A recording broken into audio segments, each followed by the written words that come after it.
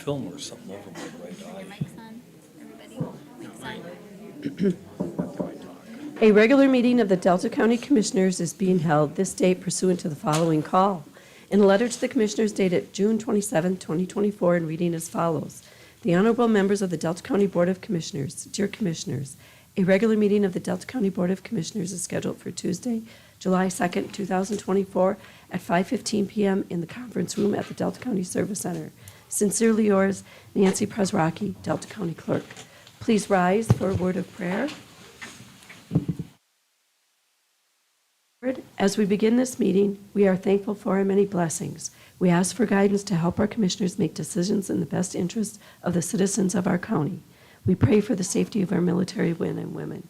Amen.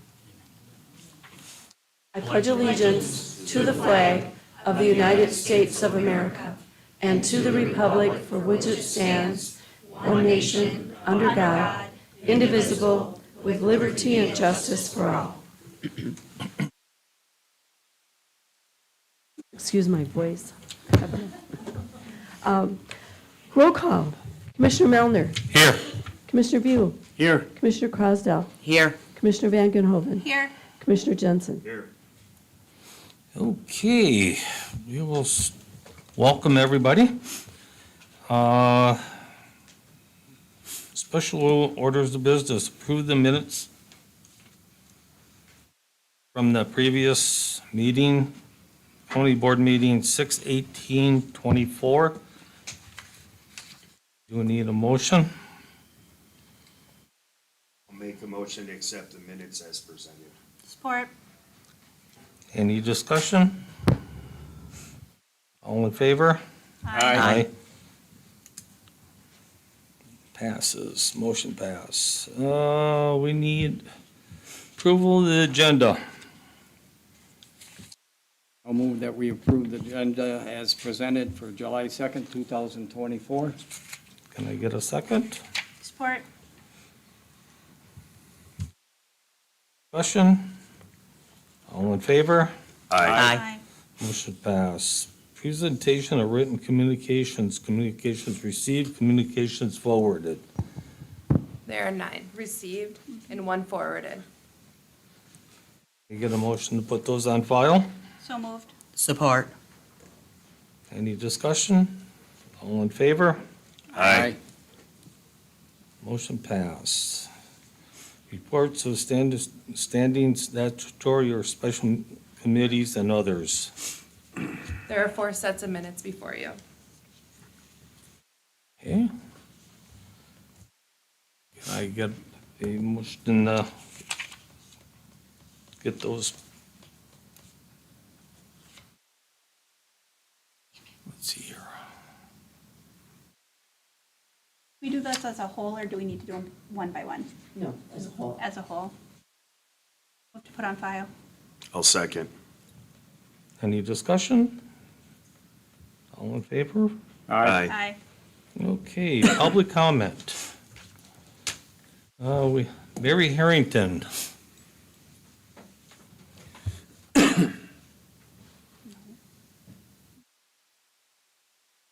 Oh, Mary Harrington. Okay. Randy.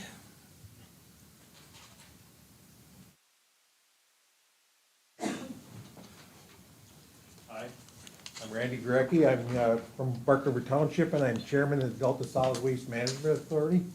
I'm just here tonight to look at item 9, which is the QPAD appointments for that recycling. And I would just urge you folks to consider, we are looking to have Terry and possibly Dave on that. Dave is actually a businessman in the community as well as an employee of the landfill, so the experience and knowledge that he would bring to that committee, it would be great, it would be a benefit.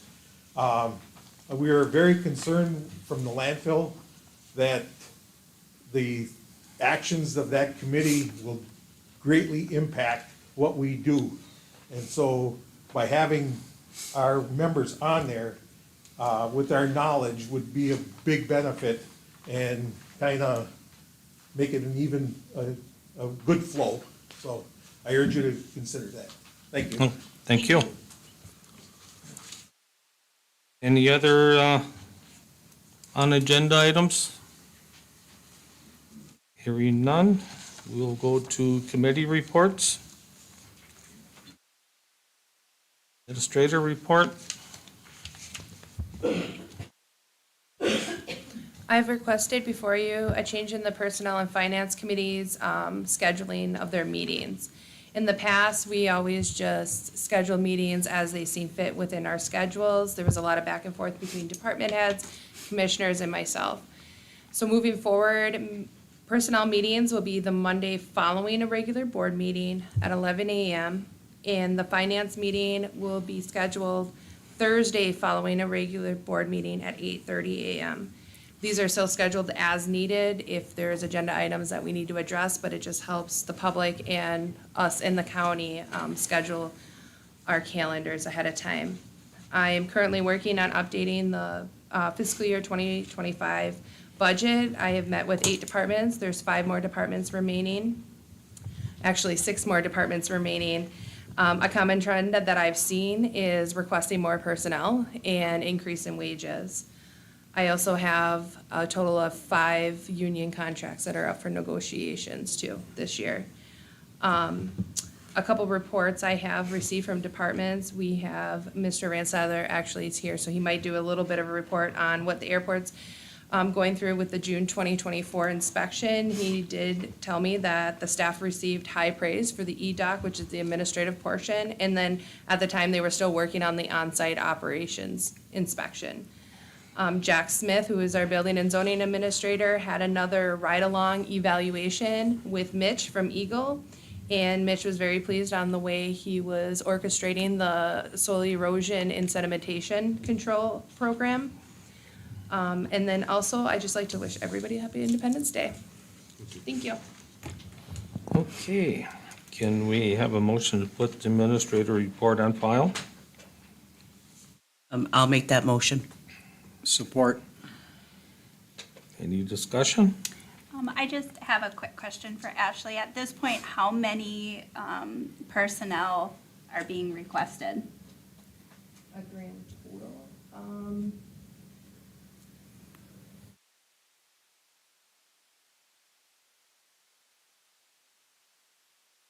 8 to 10. Okay, thank you. Any more discussion? All in favor? Aye. Anybody opposed? Motion passed. Okay, number 2, Finance Committee minutes.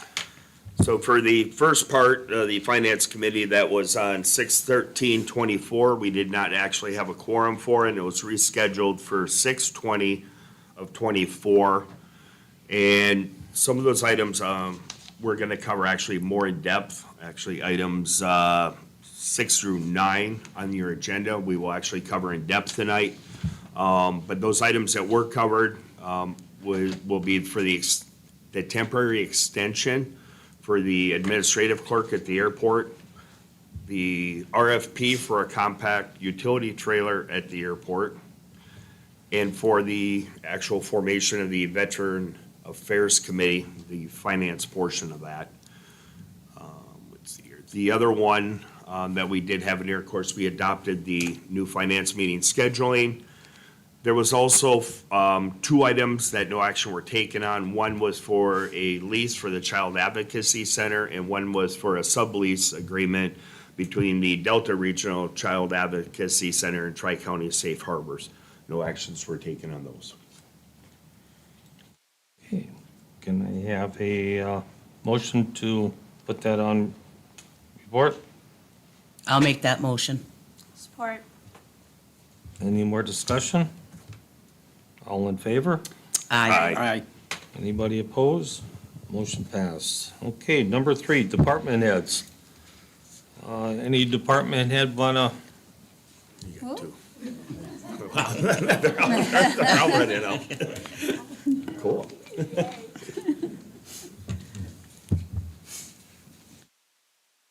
Good evening. Lauren Rickman, prosecuting attorney. I started this year by giving quarterly updates, and believe it or not, we're 6 months into the year. We're like exactly 50% of the year today. So I wanted to provide the board further update on how our office is moving forward. As of this afternoon, we have entered and reviewed 819 adult cases, and that's approximately 87 additional cases from where we were last year.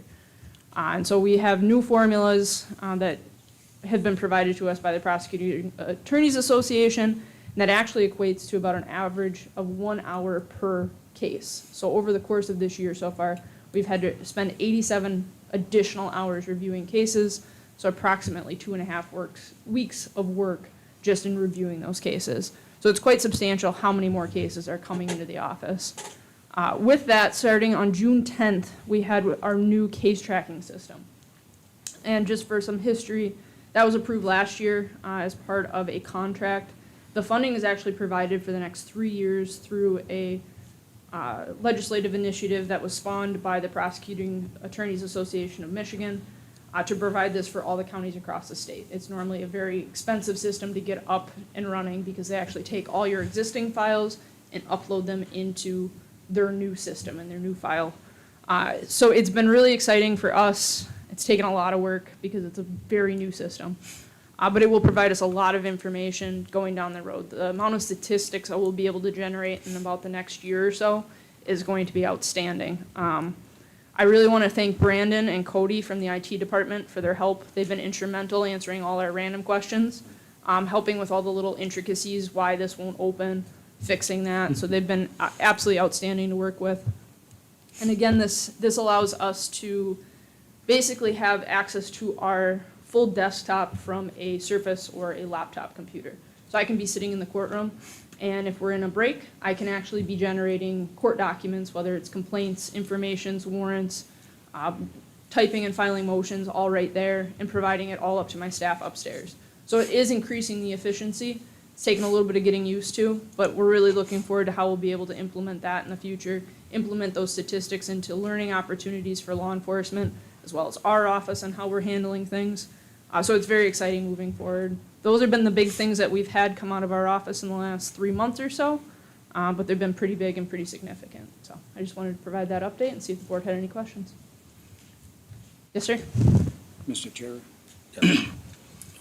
I want to thank you for all the hard work you do. And was this case tracking system mandated, or was it something that all the prosecutors in the state thought would be beneficial for everyone to be on that? So mandated, yes, from the standpoint of if you were going to be accepting this, you had to go with this particular case tracking system. But even 2 years ago, we had sat down as all 83, 84 counties to come up with what those options were. There were some test counties. There were some counties that had actually had this exact system that they started and paid for by themselves prior to this initiative. So they were able to give feedback on, we really like this part of the system, we really don't like this part of the system, and be able to compare and contrast a couple different systems. This is, the Carpel is the one, prosecutor by Carpel is what they ultimately decided on. I think it's one of the few that targets and is really designed for prosecution use rather than just overall general case tracking, which there's quite a few of those types of programs out there. Okay, well, my follow-up question is, after 3 years, what is it gonna cost the county? I mean, do you have some idea for the legacy costs once we got into it? Is it like the carrot to get in and the next thing you know, it's gonna be very expensive? No, because most of the costs were upfront. The Okay. implementation, the training aspect, that's the heavy cost aspect of it. There's also big pushes through the Prosecutors Association to make this, the legacy cost absorbed by the state as well. Okay, They're pushing across the board to have additional funding initiatives for prosecutors' offices to try to combat the indigent defense counsel, the defense counsel aspect of the funding initiatives that have been done through the legislature. So this is one of them. They had a big win with this most recent budget where they've actually increased funding. Unfortunately, Delta County is not one of them, but I believe it's $5 million was allocated to an additional 10 counties across the state with the highest crime rates. And so everything is moving forward that this is going to be a realistic possibility that the state will continue to take on this cost moving forward. okay. I was just concerned about what it's gonna cost Oh, us. absolutely, and it was something, and again, I apologize, I don't have the numbers right in front of me, I can get them for you, because I do have the contract, but what the grand scheme of the cost was, was not all that much more substantial than what we're already paying for our old system with a lot more functionality. So we got 2 years left before we gotta pay? Correct. Okay, thank you. Thank you. Thank you. Any other department heads?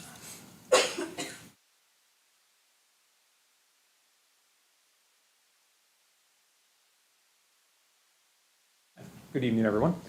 Yes, as Administrator Young had mentioned, we recently finished at the airport standing our annual FY24 periodic inspection with the FAA. Results are a dramatic improvement over last year. The inspection is divided into two phases. One is what's referred to as the EDOC, or electronic document inspection, and the second one is referred to as the on-site inspection. We conducted the electronic document or administrative portion of the inspection about 2 weeks ago, and compared to last year, I believe if you totaled up all the issues we had with the administration portion of it, it was something along the lines of like 256 problems. So that's if you itemize each individual thing. This year we had 0. So we've made quite a vast improvement. We had a flawless administrative inspection. I'm happy to share that. The physical inspection occurred last week, and we will be conducting a virtual a debrief, between July 10th and 12th. That is the tentative window for that. And the physical inspection, there were a few things identified that were a result of changing regulations and just normal wear and tear at the airport. There's some signage that we're going to have to update on the airfield. A few things we're going to have to look at, one of our storage tanks, and possibly some brush and trees that are within a certain proximity of the runway that we'll have to address. But I'm going to reserve comment on that until we actually perform the debrief and I get everything in writing. When that occurs between the 10th and the 12th, I will return to the board with the compliance letter in writing and go over all that in detail and any steps we might need to take to correct any of those problems. But by far and wide, it's a vast improvement over our last inspection. We have no compliance or regulatory concerns at this time. Otherwise, it's a very exciting month at the airport. We have a lot going on. July 10th, next week, we are hosting a visit from Hannahville Schools. We're going to have approximately 30 students visiting the airport, and we're going to do an interactive aviation day where we're going to have the TSA, SkyWest Airlines, a pair of volunteer pilots, and of course airport staff. They're all going to be participating, hosting the kids, and showing them around the airport and trying to educate them better about some of the aspects of airport day-to-day operations and aviation in general. And then later in the month, or actually a few days after that, in the weekend, the 13th on the Saturday, we are hosting EAA, the Experimental Aircraft Association Young Eagles event. That is one of the older and more respected and well-known organizations, nonprofit organizations in civil and general aviation, the EAA.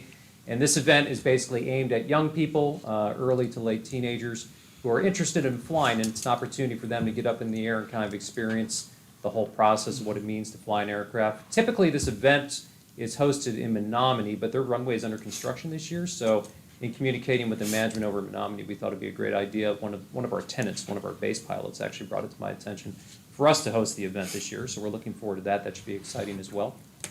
In addition to that, we have a few other things that are going to be going on, including a blood drive that we're going to have a planning meeting for that about mid-month, and we'll have a more firm date of when that's actually going to happen and take place at the airport later in the month. And then I believe the weekend of the 19th, if I remember correctly, we have another EAA event. There is the air show and air race in Oshkosh down in Wisconsin. Delta County Airport will be an official waypoint in that race. So the racing circuit that occurs above our heads, planes will be flying overhead that weekend as they participate in the race. So there will be some noise in town as these aircraft are racing overhead and conducting the race. So it should be pretty fun and exciting. Thank you. Thank you. Thank you. Okay, any other department heads? I seen you at the starting gate there. Steve Worry, Delta County Park Manager. Just to give you an update, all the signs out at the county forest have been changed. So they say that they're managed under the management of the Delta County. And the big decal on the trust fund board, that's been changed also. All the gates are open that are open for traffic. And I would have had the first mowing on the trails done because I believe they should be done in June, July, and August. But there's substantial amount of water on certain parts of the road. And I want to be very careful not to rut them up. Four-wheel drive on the tractor, I don't believe I'd get stuck, but we got more rain coming next week, but my plan is to try to get out there Monday and get some of them trails mowed. And we will be having a meeting the 17th for our advisory committee. So I'll get an email out to everybody. Thank you. Thank you. Any other department heads? Any other department heads? Seeing none, we'll go on to general orders of business, unfinished business, there's none, new business, payment of the bills. I have examined all claims presented and recommend payment of the following, and that the county clerk be directed to issue orders on the county treasurer to the claimants for the amounts allowed. Grand total of bills, $794,809.26. Commissioner expenses of $48.04.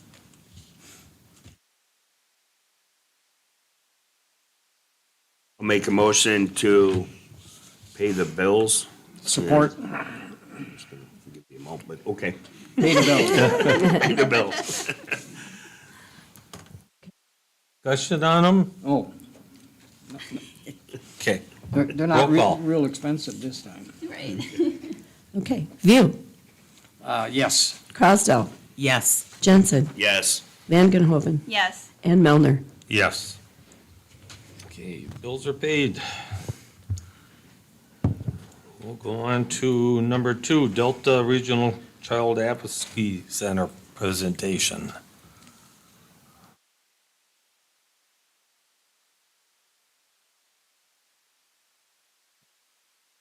Hello, everyone. My name is Sarah Sorensen. I'm the director at the Delta Regional Child Advocacy Center. Thank you for inviting us to speak today.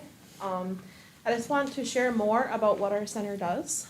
So we are located actually right next door, and we serve child victims of crime. So what that looks like for our county is that when a child is an alleged victim of a crime, they come over to our center, which is a child-friendly environment. It's a neutral setting, and they talk to one of our trained forensic interviewers in a very comfortable setting. And then we also provide advocacy for the families. So our advocate can stay in contact with them while their case is moving throughout the criminal justice system. And we also provide therapy for the child victims and the families as well afterwards. And we provide all these services completely free to the families, to our teams in the county. So if you want to share anything else as well? Yeah, sure. I'm Whitney Maloney. I'm on the board of directors for the DRCAC. And this agency has been around for a while, but due to the nature of the services, not a lot of people are aware of what goes on in this facility. And I'm just here to show support for the staff that does an absolutely incredible job with these children, and to bring awareness to this population in our community that is so in need of these services, and to highlight the fact that the DRCAC is completely funded by grants that oftentimes are, what's the word? Volatile. Yeah, that's the perfect word for it. So we just want to bring awareness to the community that there is this center here that really just supports this incredibly vulnerable population that unfortunately is in really high demand. So that Sarah and her staff do an absolutely incredible job over at the CAC. And so if you have any opportunity to voice your support for them and for those services, please take that opportunity to do so. Thank you. Mr. Chair. So yeah, if you have any questions, please Yeah. feel free, yes. Actually, one of them, and based off the conversation we had before, if you could kind of give those numbers on how many kids you've supported already to date, would definitely Oh, absolutely. drive home how busy you guys are and how critical those grants are that you receive. Yes, thank you for the question. So we serve multiple counties in the UP, with Delta being the primary county. So last year, we had 301 children come through our center who were alleged victims of crimes. So what that looks like for Delta County is that well over 100 of those cases were originated in Delta County. Since the beginning of 2021, our center has served 383 children where the crime occurred in Delta County. So this number does not include residents of Delta County where the crime occurred in a neighboring county as well. So the number of children that we really serve in Delta County is much higher than that. We have provided, since the beginning of 2021, we've provided almost 1,400 advocacy sessions. So what that looks like is our family advocate can sit down with the families and explain to them kind of what's happening with their case, what's happening throughout the criminal justice system. Our advocate can also attend forensic medical exams with the kids and their caregivers. And she can also attend court with them as well. We have provided 252 therapy sessions since we launched our therapy program last year. And then we also have hosted 38 multidisciplinary team meetings. And what that looks like is our law enforcement, our prosecutor's office, our child protective services, mental health, and our forensic medical professionals, and the staff at the CAC. We all get together once a month and we discuss each case, just to ensure that the families are connected to the proper resources and that no cases are slipping through the cracks. Unfortunately, our services are in very high demand. This year has been our busiest year to date so far. Thank you. Thank you. Does anybody else have any questions? I do have a question. What committees do you currently have openings on, and do you have any openings on your board? So thank you for that question. We do have we are taking applicants to join our board of directors right now. And we also have openings on all of our committees. So these committees are a development committee, which is where the big focus is going to be fundraising and grant writing. We are going to also have a finance committee where we are in need of professionals in the community who are savvy with finances, and then a personnel committee as well. So those are the three committees that are open to the public to join. Mr. Chair, I would like to ask one little question. First off, I visited it and it was a nice place, very, very safe and home, like a home environment. I think that, I don't know if the public can come there at any given time, but if they could call you, would that be okay for them to look at what's going on there and how you're set up? Yes, we would love it. If any of the public would like to have a tour of our center and see what this process looks like, we would be more than happy to set up a tour with the public. And then if you can quickly tell the public when you meet and their obligation, if they're interested in getting on these boards or committees, because that may get somebody wanting to do it because they have the time available. Yes, thank you. So we meet, typically we meet the third Thursday of each month. And then for the committees, some meet on a monthly basis. The development committee will be meeting on a monthly basis, and the rest of the committees will be meeting quarterly. Thank you. And that will be right at the center. Anybody else? Thank you. Thank you for everything you do. Thank you.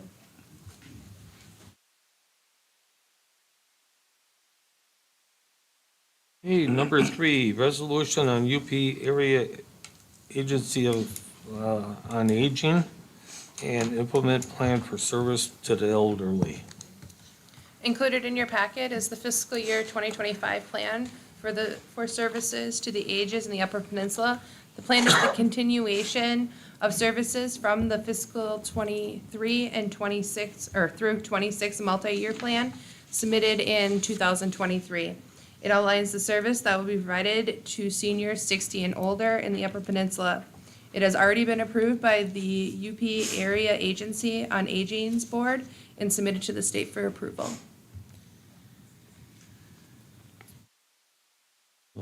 I'll move that we show support to the UP Area on Aging for the implementation of the 73 pages that are in front of us.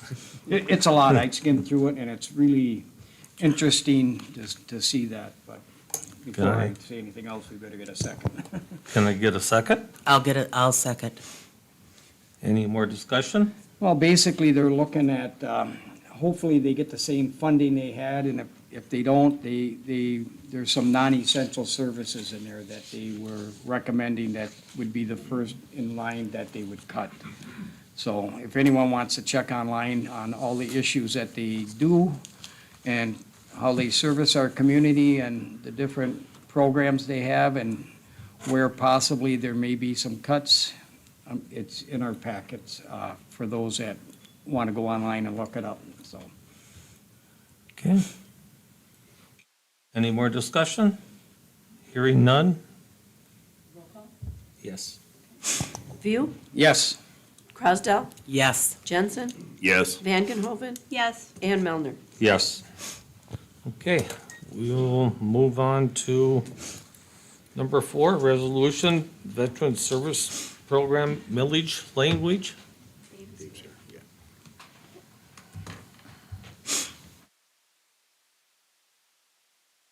Evening, everyone. David Xavier, Delta County Veteran Service Office. Today, Commissioners, the board is being presented with the ballot language for the proposed millage and creation of a County Department of Veterans Affairs. From my understanding, the ballot language has been reviewed by the county's legal department to ensure the language complies with state, local laws, regulations as applicable. If the motion is passed, the ballot will ask Delta County voters in November if a millage of 1/10 of a mill will be assessed for a period of 5 years, 2025 through 2029, for the purpose of funding, equipping, staffing, maintaining and operating a county Department of Veterans Affairs to provide relief, support, and assistance services to all qualified veterans and their eligible spouses, dependents, and families as authorized under Public Act 192 of 1953. Veterans are forever changed, depending on what they experience while they're in the service. Because of this, to this day, suicide rates among veterans is still too high.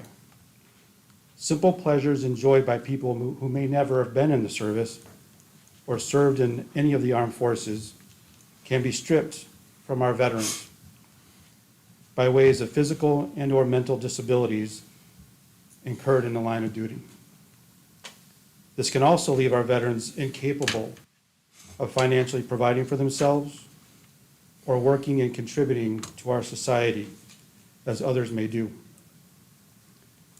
Believe me when I say that they would much rather be involved in pulling their fair share, as the vast majority of veterans will always feel compelled to public service in some form or fashion. The veterans of Delta County handed over a blank check, up to and including their very lives, to the U.S. government for all of us here in Delta County. They did not hesitate to protect our way of life, our freedoms, our sovereignty, our safety, and maybe most importantly, choice. They fought for our ability to choose how we live, where we work, who we share our lives with, and much, much more. I am honored to be here today to present this ballot language for the November 2024 voting cycle. The veterans of our county were there for all of us when they were needed, and they continue to be there for us to this day. Even now, new generations of military servicemen and women take the place of those who have served and/or who have passed. I am proud of them, proud to be one of them, and personally want to thank all the veterans and their dependents for their service and their sacrifice throughout the years. And I want to thank all of you for all of your support and appreciate the consideration regarding this initiative and this final step to finally engage our community, to give them a voice, and to hopefully gain their trust and support this November. Thank you.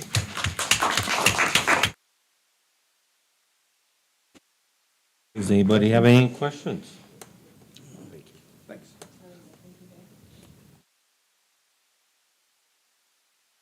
Do we need a motion on this? I do believe we do.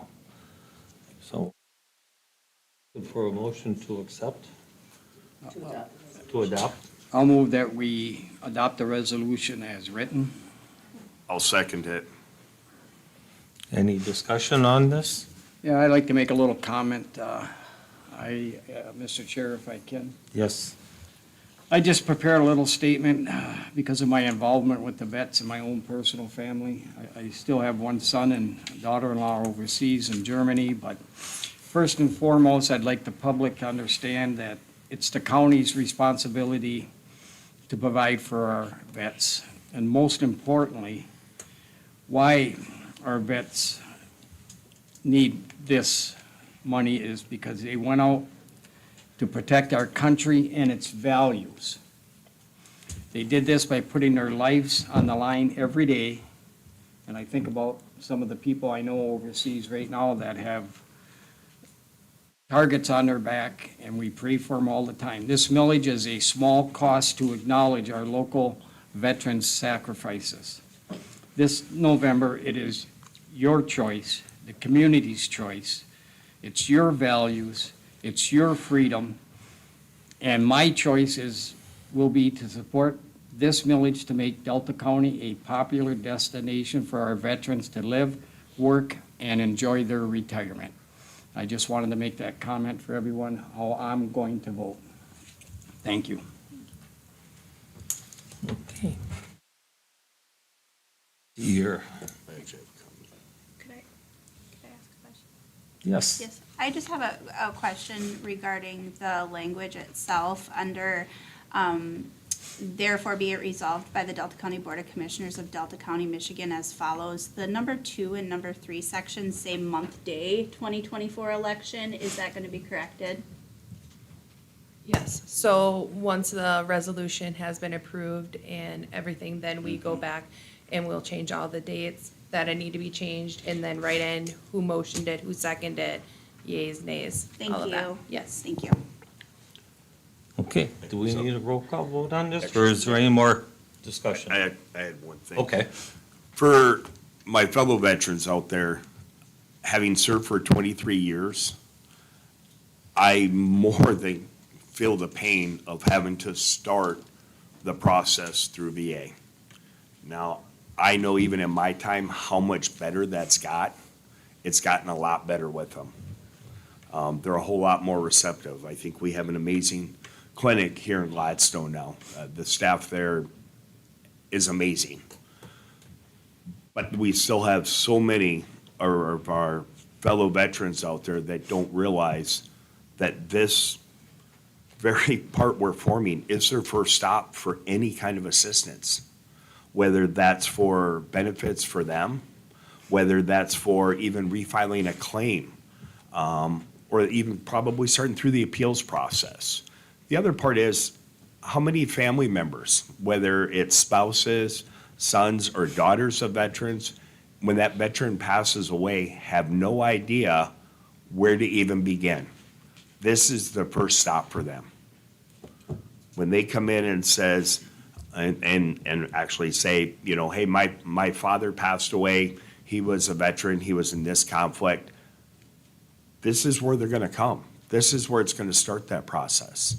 And that's why this is so critical and so important. That's why I've been such an advocate for the committee to even form, because that's a better way to be able to reach that demographic, because that's who it is. It is our fellow veterans.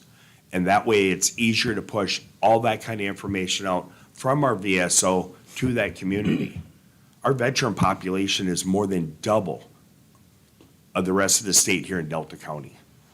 And where Steve said, where it comes to our values, I think that speaks volumes for the individuals in this county, especially our veteran population, and how much they've stepped up. And not just in one period of conflict throughout there, historically.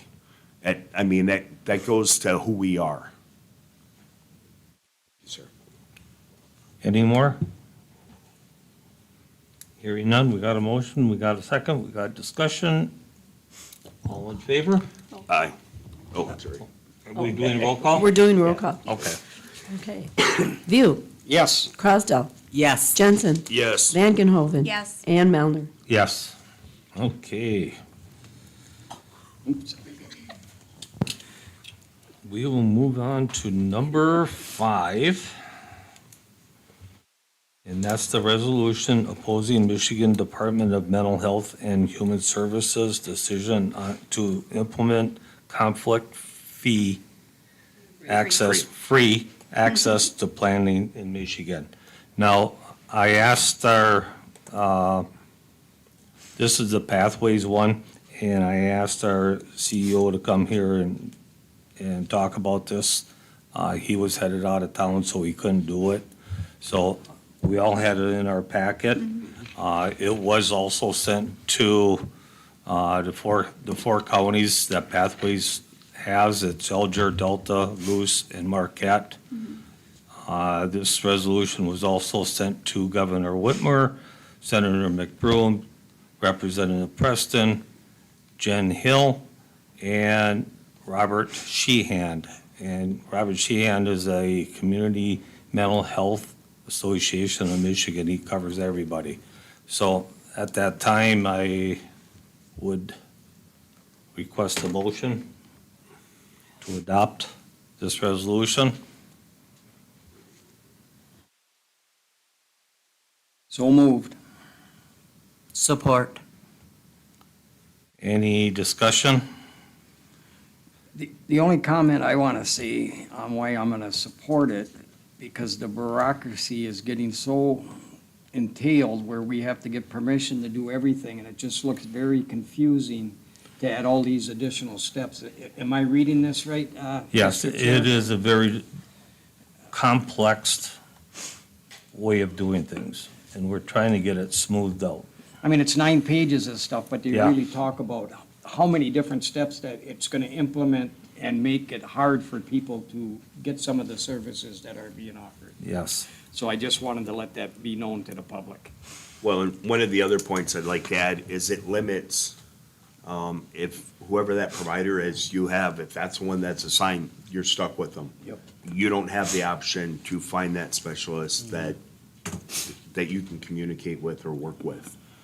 Again, it's another one of those where they're actually taking something more away from them, the people, than actually helping them. Yeah. Any more discussion? We have a motion, we have a second. Discussion, all in favor? Aye. Aye, motion passed. Thank you. Number 6, airport. It's a resolution. Oh, need a roll I'm call. sorry. Oh, geez. View, Yes. Crosdell, Yes. Jensen, Yes. Van Genhoven. Yes. And Melner. Yes, sorry about that. Okay, number 6, airport. Extension of airport administrator clerk, temporary.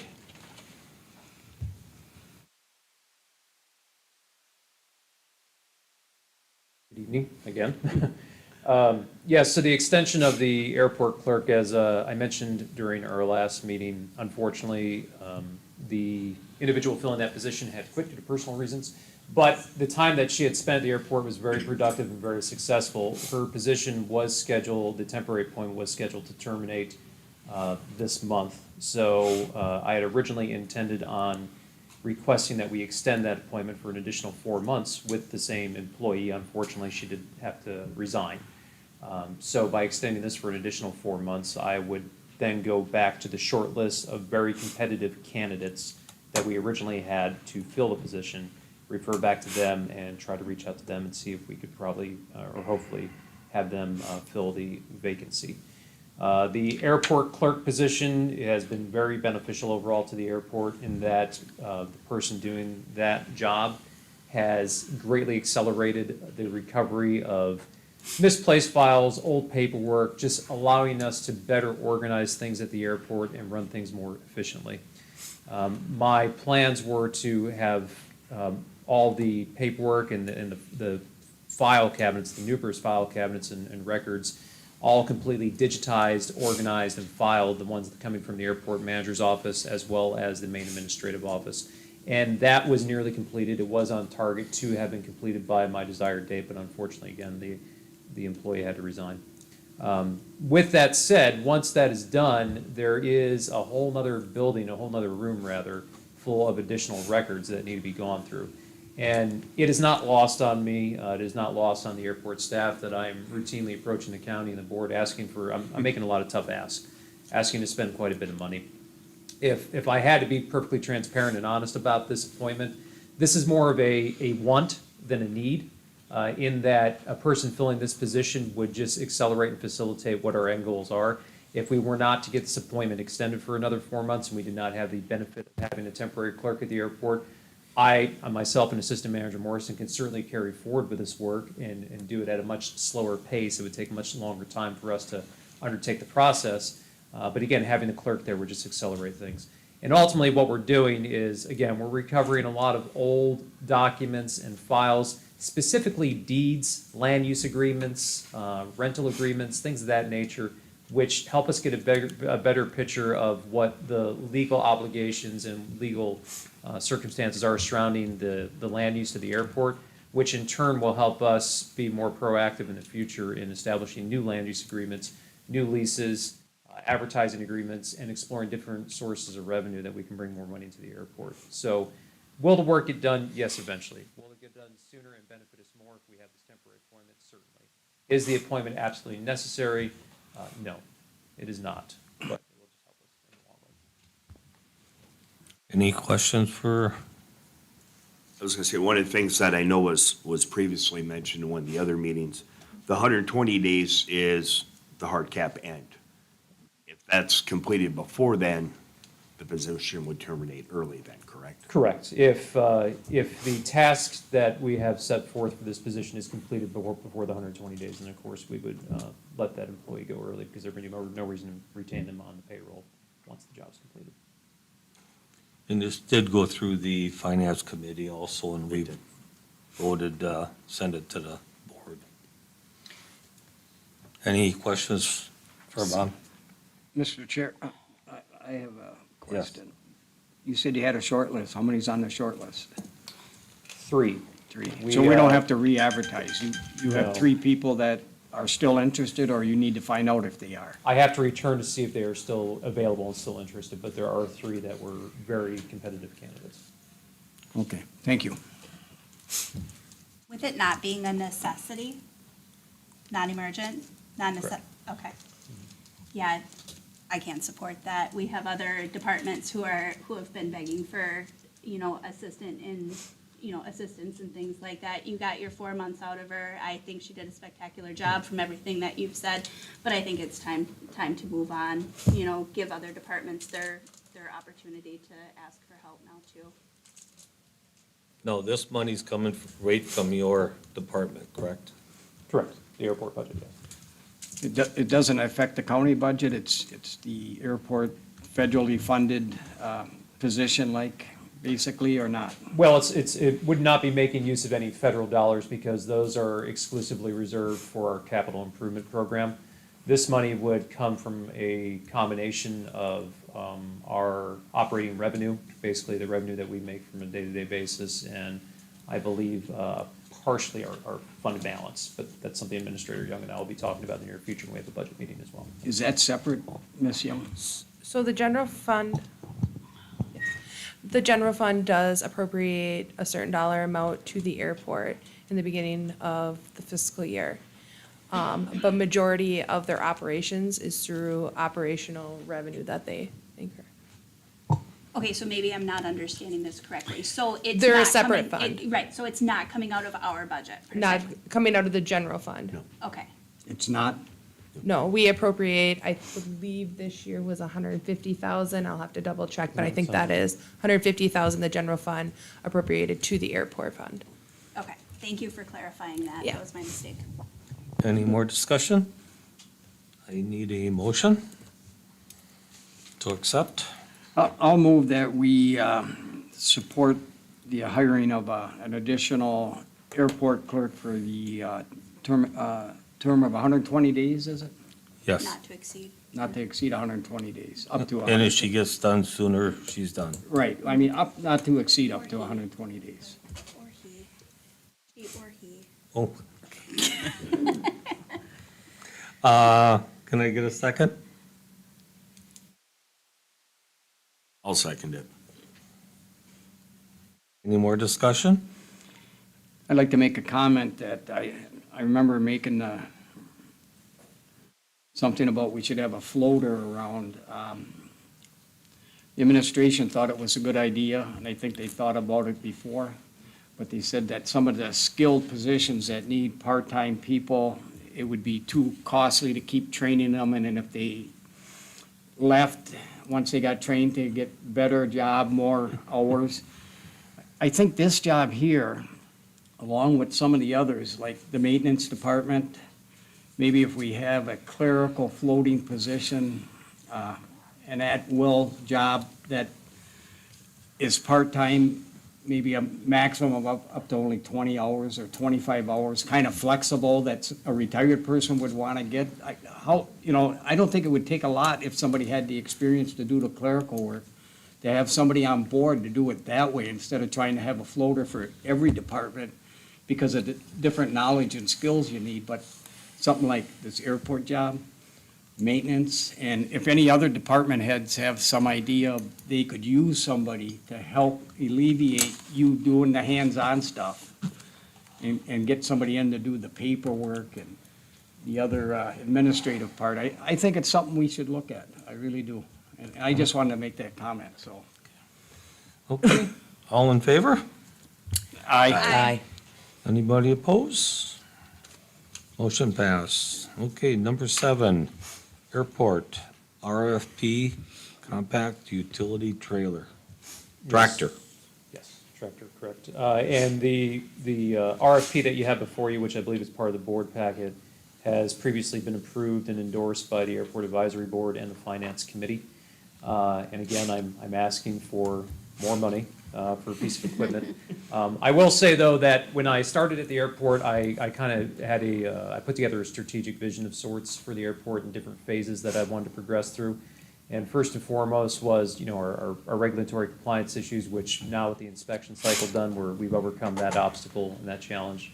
The second thing was to address some of our bookkeeping and finance issues, and that we needed to access and unlock accounts and get a better understanding of our obligations in that regard, which we made a lot of strides in that department.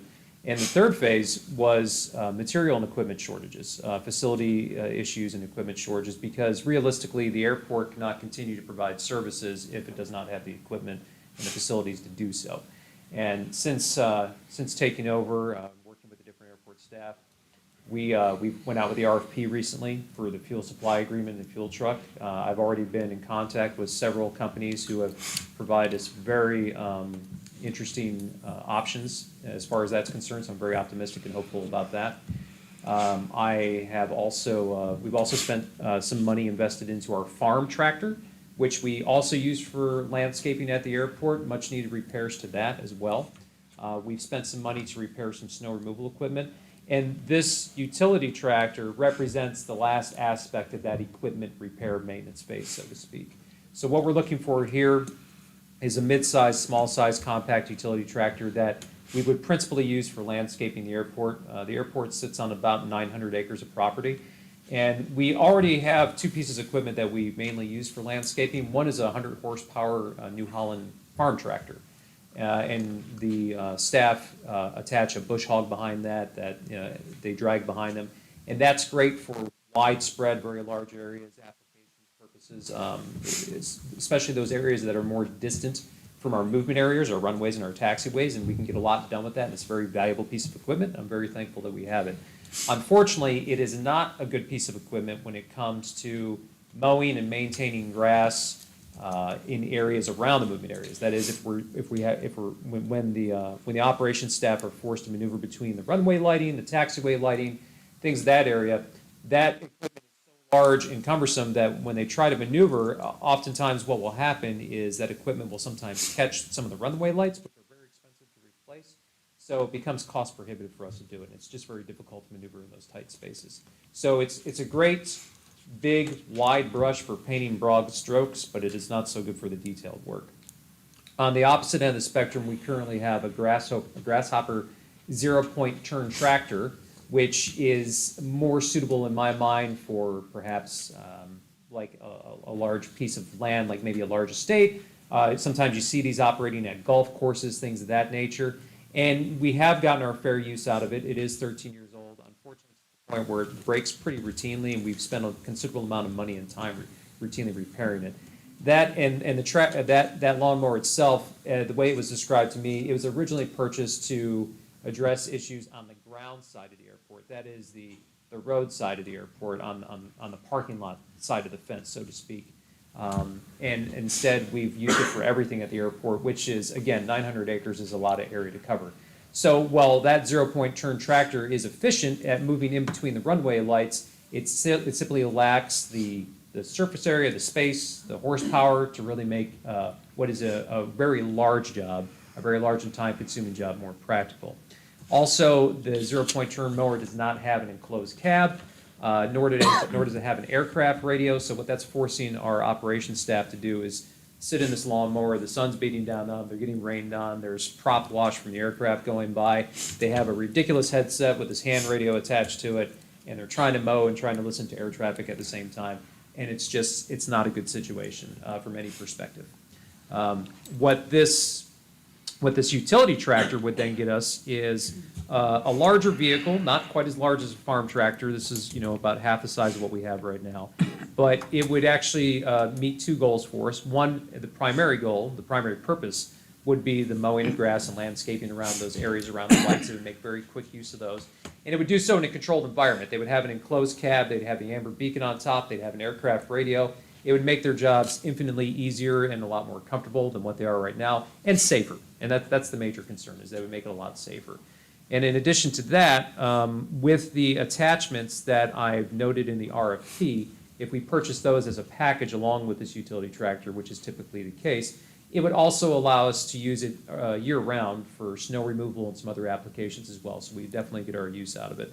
And the snow removal equipment is the same situation. We have a lot of great equipment at the airport, a lot of large equipment, but there are some smaller areas that are too large for a push snow blower, but then again, too small for a large plow. And this would also help us fill that gap as well. So it's a valuable piece of equipment that could serve multiple functions at the airport, increase our safety, increase our efficiency, and I think be very beneficial for us to have. You are very thorough. Thank you. That's right. Does anybody have any questions? I would like to move that we put out the request for proposal for the compact utility tractor with the itemized detail list of the options cost. Just to see, if there's something in there, $10,000, and we can go without. I'm just planning ahead.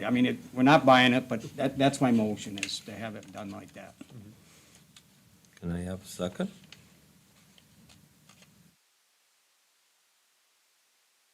I'll second it for discussion. I have a few questions to ask. Okay. We come to discussion.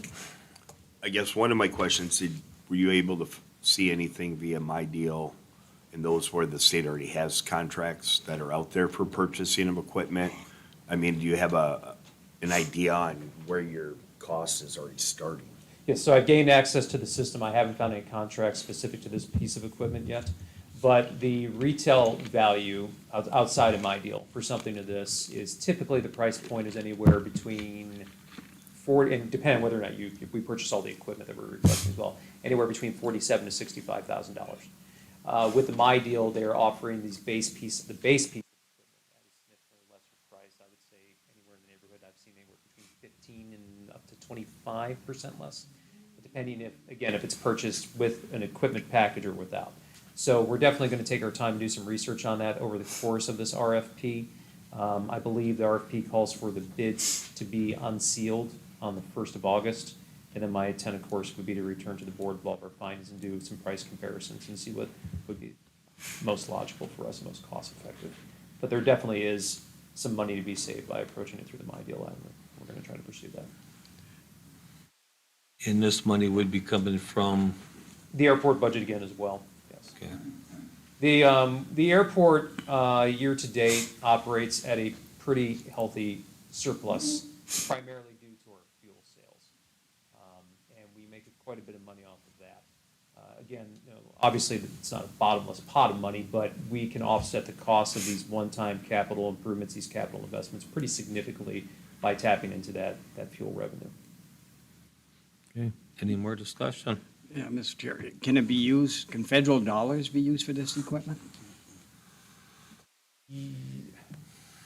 No, not as part of the typical program, as part of the airport improvement program, but we do have the PFC account, which I do Okay. anticipate that the passenger facility charge account. I do anticipate that being returned to a collection or usable status in the near future, and that is part of a federal program. We would still have to pay for the vehicle up front, but we will be able, because it is an agricultural tool, there is a potential for us to reimburse a portion of it. There's also avenues that that I'm looking into pursuing with the USDA, because they deal specifically with wildlife and agriculture as well. So there might be some benefits that we can reap from that area as well. The other thing of concern is when you buy everything all new at one time and you have the money, what's gonna happen down the road when everything has to be replaced again and you don't have the money? It'd be nice to kind of piecemeal it out a little bit every couple of years, get something updated and just keep rotating like that. No, it's a valid concern, and that's one of the reasons why we opted to lease the fuel truck as opposed to buying one, because with that term of 7 years, we'll have the option of doing a lease. So that'll help us stagger and address issues with that. And then as far as the rest of the landscaping equipment is concerned, we do have some other pieces of equipment that are in quite a bit better shape that won't require replacement for another 5 to 7 years, so we will be able to stagger some of that. And our snow removal equipment, that is principally purchased through federal dollars. And on the 5-year plan for FY '25, we have on the schedule to get some of that equipment replaced as well. And we're not buying this piece of equipment tonight, we're just looking at what it would Putting cost. the RFP Yeah. out. Just kind of throwing the RFP out there Yeah. and seeing what we Okay. can do. I mean, that's a big part. Let's see Let's see what the what's out costs there. are, Yep. what the options are, whether it's through the state program or Yep. from the other individuals in bid. So, I mean, at the end of the day, we need to see what the price is gonna be. Yeah. Absolutely. Okay. All in favor? Aye. Anybody oppose? Motion pass.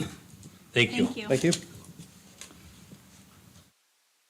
Okay, let's see here. Move on to number 8, Veterans Affairs Committee. It has been recommended by the Finance Committee to approve the creation of the Veteran Services Committee. According to Public Act 192 of 1953, the committee would dissolve the current Soldiers Relief Commission if we were to enact the PA 192 and rescind what we're currently using is the Public Act 214.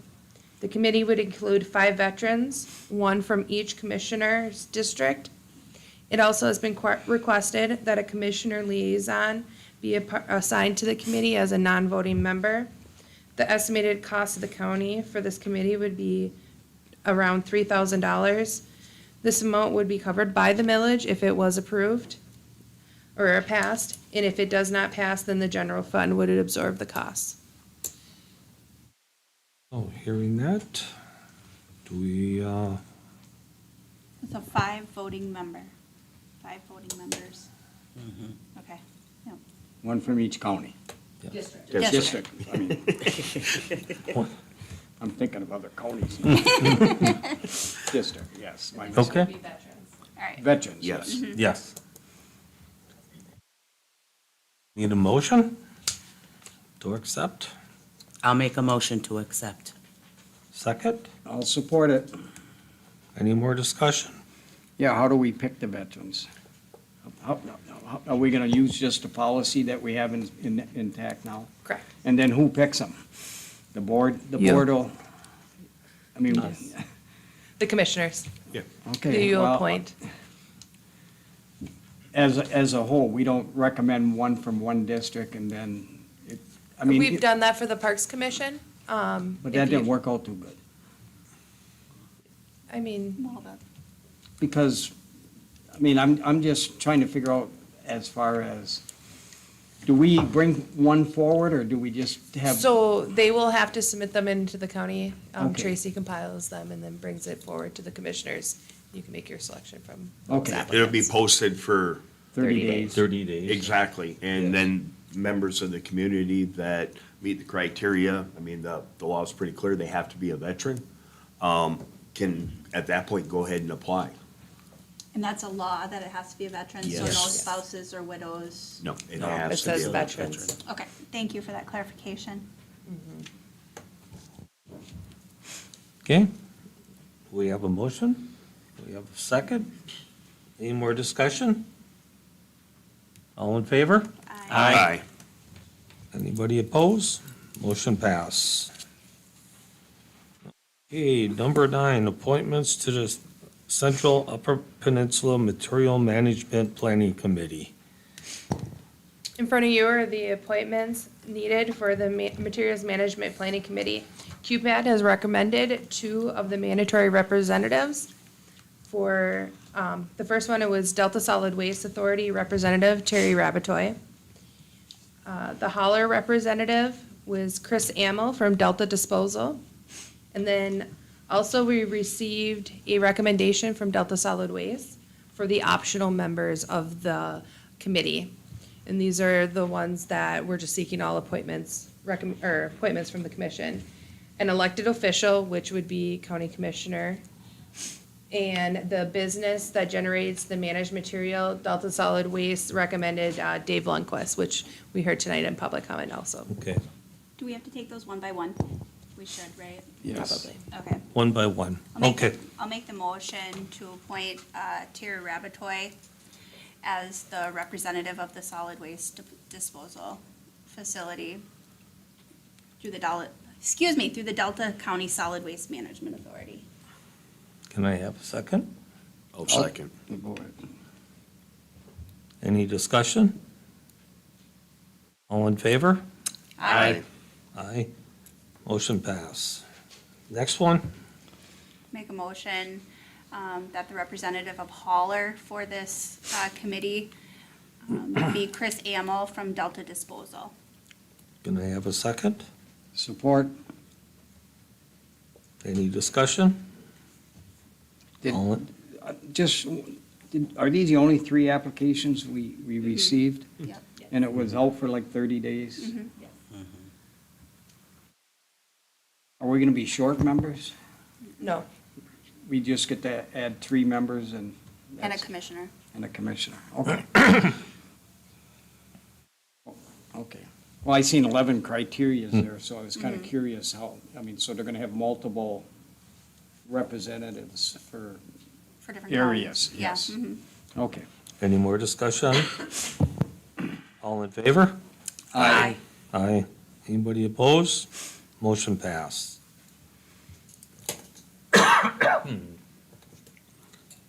That's- Make a motion that the representative of a business be Dave Lundquist. I'll second that motion. Discussion? Yeah, what is the business? Can I ask? Dave, want to come up?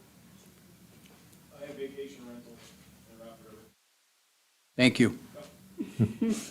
Well, I just wanted to know. No, that's fine. Any discussion? All in favor? Aye. Motion pass. Okay, Nobody else. for the commissioner, I would say Commissioner Kelly for that position, since she's on that Board of Solid Waste.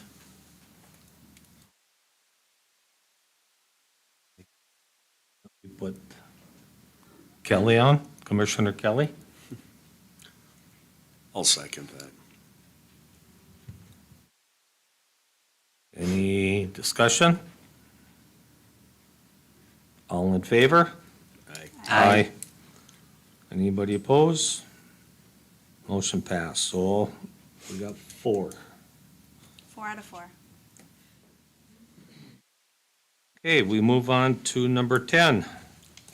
Resignation of N. Morris, requests lump sum payout to fill body and, building and trades technician. Administration is requesting to submit and pay out the resignated employee and send a thank you for their time at Delta County and their best wishes on their future endeavors, and to post and fill the building and trades technician position. I move that we follow suit of what was just read. Can I have a second? I'll second. Any discussion? Yeah, I would just like to make the comment that it's sad to see some of our good workers leave us. It's probably something we're gonna have to look at in the future, why they're leaving.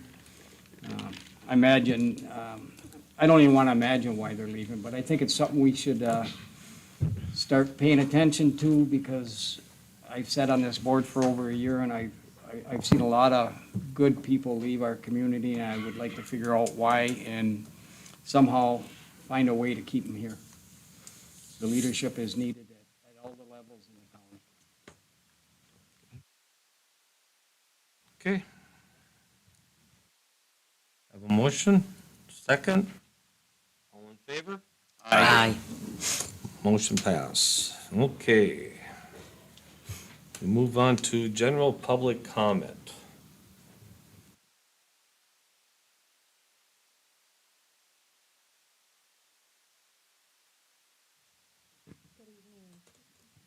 My name is Sandra Skiba, and I live in Maple Ridge Township, District 1. And first, I'd like to say Happy Independence Day. I hope everybody has a safe, peace-filled, happy weekend. About a month ago, I gave each of you a small token, kind of an olive branch, sort of. I wear mine every day. And Miss Vangenhoven? Vangenhoven. I have practiced that. That's okay. I appreciated you coming over and shaking my hand.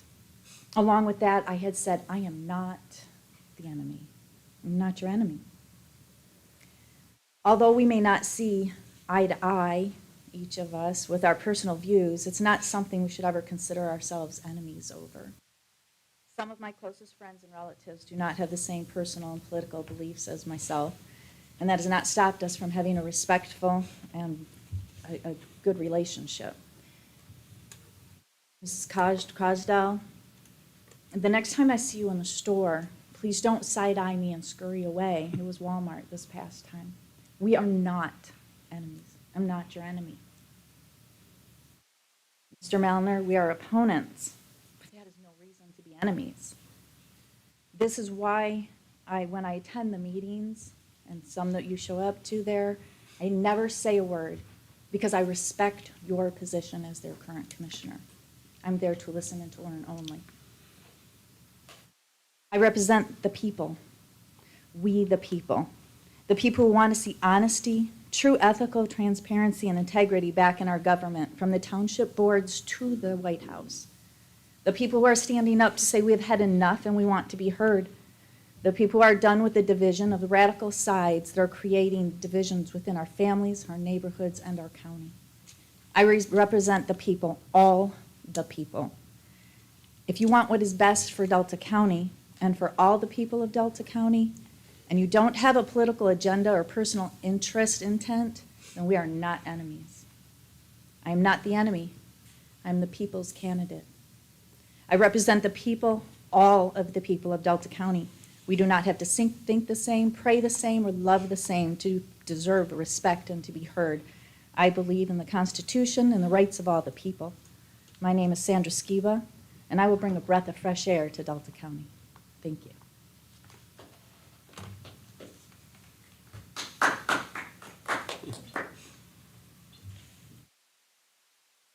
Okay, any other public comment? I've been on the landfill authority for over 20 years, and I would just like to say thank you for your actions tonight. As chairman of the landfill authority, I'm gonna sleep a lot better. Appreciate it. Thank you. Any other general public comment? Any other public comment?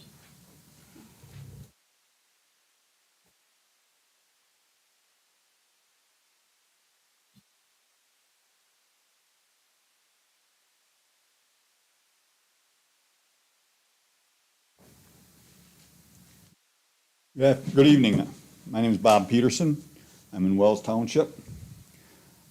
Just a couple of issues that I'd like to bring up here. First one is, Mr. Jensen, I want to commend you. I understand that you've offered to help any way you can to get the picnic area out at Fuller Park. I am a little confused though, because when I put out before the election that I was a hands-on commissioner, you said, when a leader tells you they are hands-on, the people working for you hear micromanagement. Micromanagement is leadership failure. Vote May 7th for a proven, experienced leader. Same thing I did, offered help, but I was a failure. Second thing I'd like to bring up is the firing of Mr. Mattson and Mr. Ettenhofer off the Parks and Rec Board without any cause. That which caused the resignation of Ray Giroux. Said that he would not work on a committee that just fires people just because. There was an incident after the last board meeting, actually during the last board meeting. Our parks manager left, and he was verbally accosted out in the parking lot by Joe Kaplan.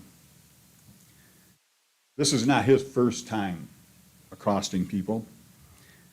Then I understand that 2 members from the district board went to Mr. Weary and said that they would keep Joe under control if he would keep it quiet. I know that the county is trying to, this board I should say, is trying to mend fences with the conservation district. I don't see where that's a plus when you've got the chairman of the board of the conservation district costing people. And like I said, this isn't his first time. I know of at least 2 other events. And I guess the last thing is you scrapped the commissioner workshop. Commissioner Vangenhoven said that you people communicate just fine without the workshop. I haven't seen that happen. So I guess that's about all I have to say today. Thank you very much.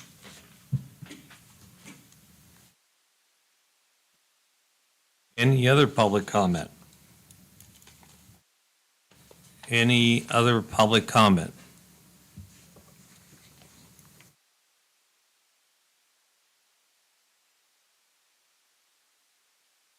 Chris Williams, Ford River Township.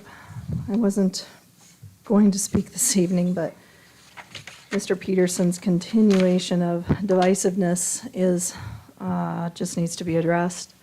I would recommend that anyone who wants to listen to the quote, accosting of Mr. Wary by my husband, Joe Kaplan, should reach out to Joe and ask him for the recording, because it's a pretty basic conversation. There's no accosting. Using language like he just used it's just divisive. It's detrimental to our shared values and where we're trying to go, and I find it purposeful and divisive. So if you want to hear the actual conversation, just ask Joe for the recording, or maybe it's floating around, I don't know. But it certainly is not what was just, the picture that was just painted. That is not the case. Thank you. There you go. Any other public comment? Any other public comment?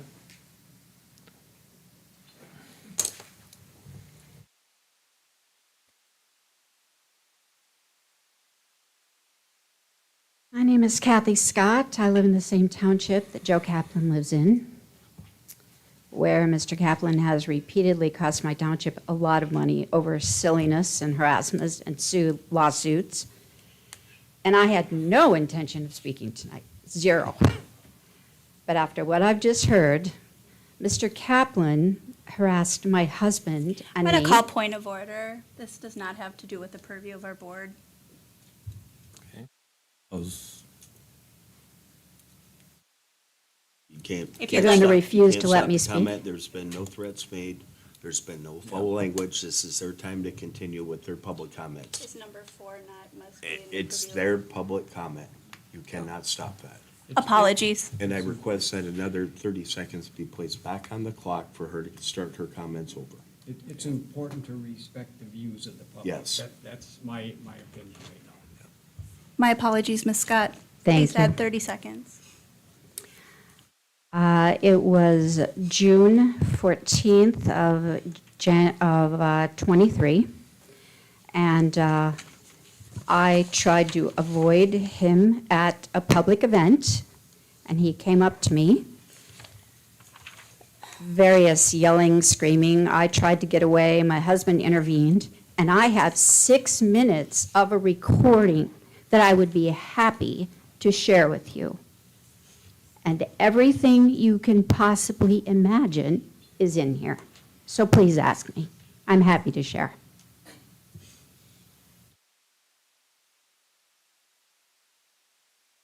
Okay, any other public comment?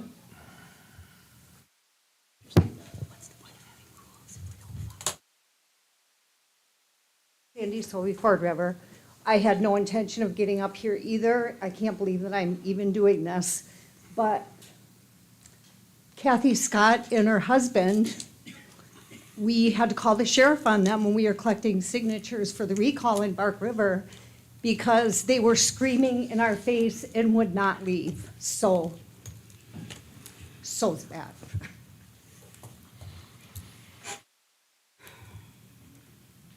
Any other public comment? Any other public comment? Last and final call. Any other public comment? Public comment is closed. We go to commissioner's comment. Start off, Commissioner Crosdell.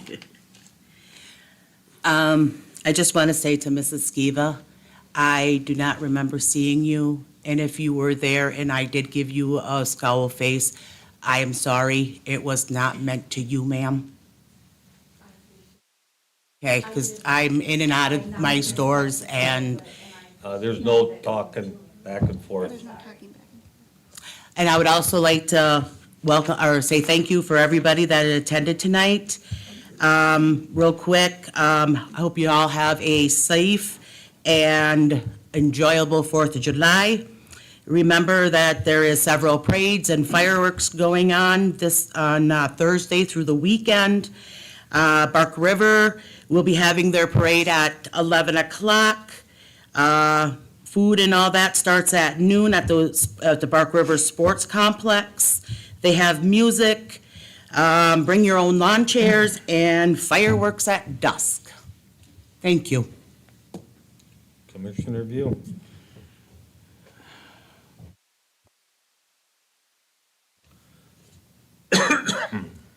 First off, anyone, anytime, I would gladly and listen carefully to whatever troubles anyone.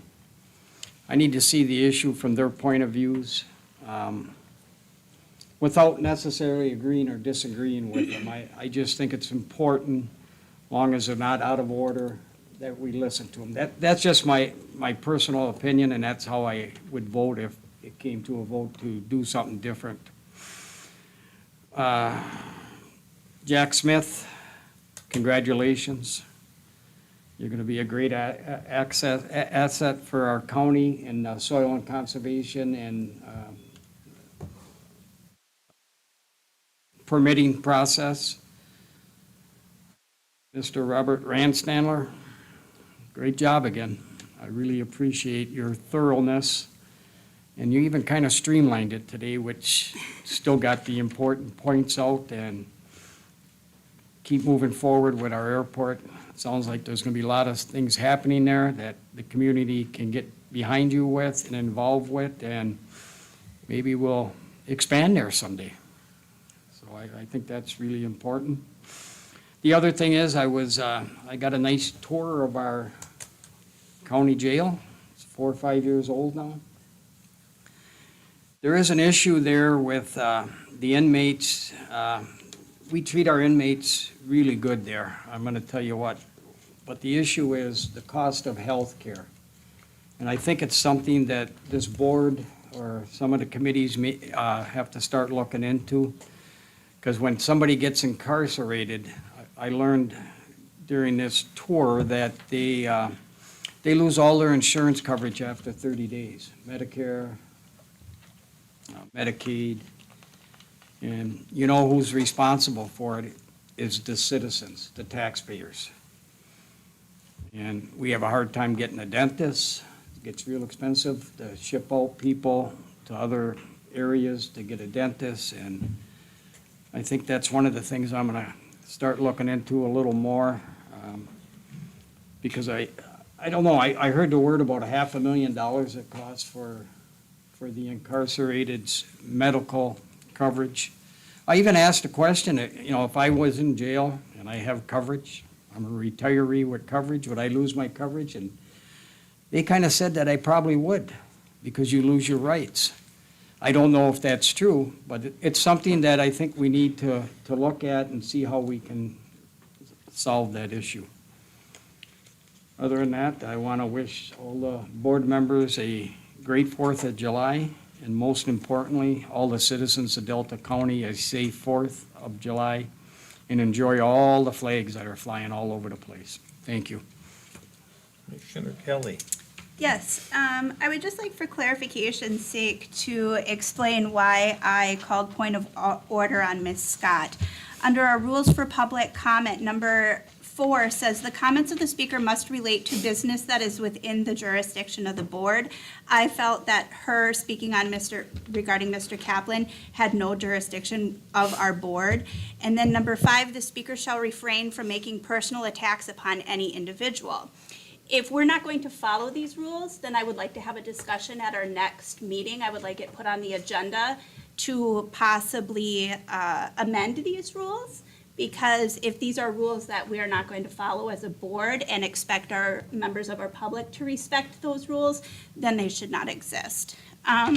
Second of all, I would just like to let everybody know that in District 4, the greater city of Escanaba, we are going to be having a patriotic polka party in the park. It's going to be amazing. The Escanaba Robomos are going to be doing brats and food. We have a polka band coming from Pulaski, Wisconsin called The Mix. They're a bunch of younger people. So it's going to be on July 5th at the Band Shell in Ludington Park. So please join us that evening. It's going to be a lot of fun. And then I'd just like to wish everybody a happy 4th of July. Commissioner Jensen. Thank you. First off, let's happy Independence Day coming up. And this is one I personally don't care what side of the aisle you're on, what extreme you're on, or if you're in the middle. Coming up, this is about America's birthday. That's the bottom line. So as you're having fun, celebrate. Please do so safely. I'd like to see everybody back. I'd like to see a lot more people even here. But at the end of the day, it's America's birthday, and we're still the place everybody in the world aspires to be. So, with that being said, as far as the incident that happened, that has been, actually, it was addressed with the leaderships from both groups. I did that myself. There's a time and a place to conduct business, whether you agree or disagree. It's not there. That's not the way business should be conducted. I wouldn't be doing my due diligence on any portion, whether it's parks or if it's finance, if I didn't lay eyes on it myself. So yes, I have been to the park. I've actually been there twice. I can tell you between the parks and the forests, I've GPSed the trails, I've GPSed the markers. Why? Because I want to see that they're accurate and that we are doing what we're saying we're doing and what we're about to vote on. So yes, I will. Will I put a comprehensive map together? Because I have the ability to take that GPS data and make all kinds of wonderful maps. I do. Would that be probably helpful even previously when we're asking the public, this is what we're going to do in your park? Well, where is it? Because I've heard that comment even from individuals that were out there that approached me while I was doing it. So yeah, this is one where taking the time and doing my due diligence is a big difference than micromanaging. I'm not doing this for anybody else other than myself, because this gives me a good visual aid, and I know I've done my due diligence going forward. Clerk Pizaki. Administrator Young. Yes, I do. Real quick, just independence. So this upcoming Independence Day, we celebrate the birth of our nation, built on the revolutionary idea that all people are created equal. We come together to honor the sacrifices of those who fought for our independence and the generations who have strived to perfect our union. Let us remember that freedom is a constant work in progress. Let us pledge to uphold the ideals of our nation and work together to create a more perfect union for all. May this 4th of July be filled with joy, fireworks, and a renewed sense of patriotism. Thank you. Okay, happy 4th, everybody. Have a great 4th of July. Be safe. Couple of things, one thing I got is I was given some good news with the Senior Center of Gladstone. I've been trying for 2 years to get some money to improve the Gladstone Senior Center. It was built in '76, and there has been absolutely no changes at all to it. We are still waiting for the governor to sign it, but the Senate and the representative both passed it. We would be getting $500,000 to redo it. So very good news on that part. So that's it. I got, have a good night, everybody. No. No. You need a Oh, motion to- sorry. Rushing it. I want the we're 4th rushing of it. July. Regular board meeting of commissioners on 7/16/24 at 5:15 in the Service Center. And regular board meeting on 8/6/24 at 5:15 in the Service Center. Notice, 30-day notice of appointments. None. We need a motion to adjourn. So moved. I'll second. Now we can leave. We got CA. Yeah. All in favor? Aye. Aye. Good job. Oh.